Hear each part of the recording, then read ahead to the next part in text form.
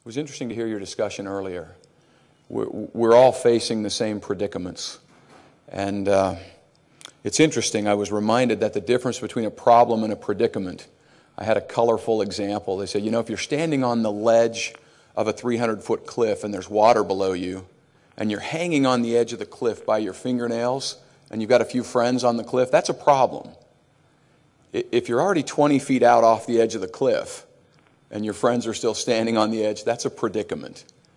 And it's interesting to look at where we're at right now, and are we at the point of a problem? Are we at a predicament? And I think some of the discussions that you've had and we have in our state, and I've been around many of the western states. I just came back from D.C. I was meeting with many of our members of Congress, and you can see in their face that it's a predicament. We have a federal government that just clipped $16 trillion in official debt. The overspending, the annual overspending is $1.5 trillion a year. I mean, just a couple of months ago, the USA Today published an article that said the official overspend is $1.5 trillion.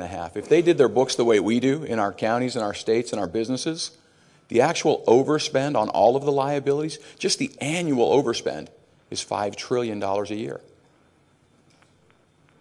You've got $3.8 trillion in spending, $2.3 trillion in revenue, and then you're booking the promises made to 10,000 baby boomers a day that are retiring that there's no money there. So, I mean, this is serious. Erskine Bowles was the Clinton White House Chief of Staff, and Alan Simpson, a former senator from Wyoming. President Obama appointed them as the co-chairs of the Fiscal Responsibility Commission to study what happened in 2008, the meltdown, and what happened and where we go from here. A lot of us sitting in this room didn't see this last crisis as it came upon us, but this one is really easy to see. The fiscal path we are on today is simply not sustainable.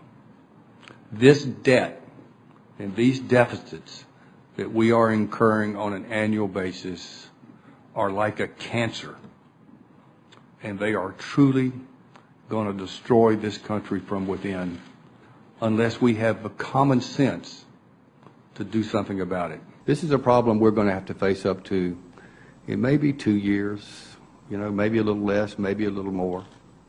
But if our bankers over there in Asia begin to believe that we're not going to be solid on our debt, that we're not going to be able to meet our obligations, just stop and think for a minute what happens if they just stop buying our debt.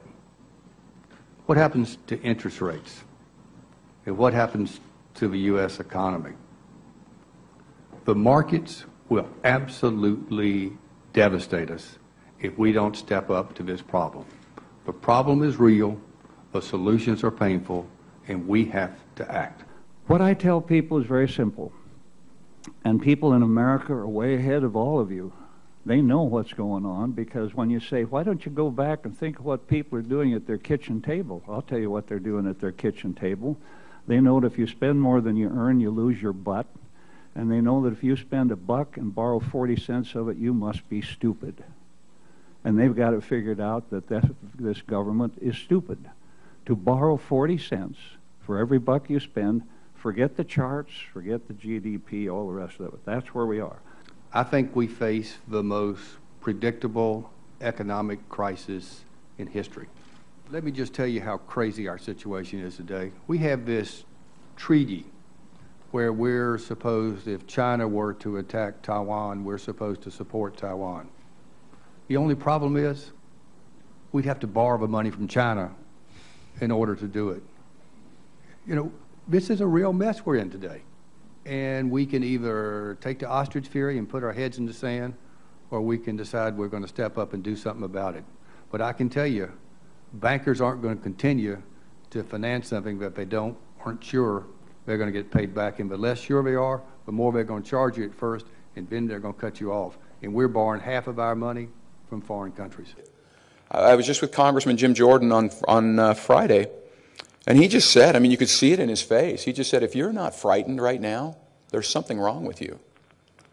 This is tremendously serious. I mean, 75% of the overspend last year. China's not buying our debt anymore. They're net selling. Japan can't.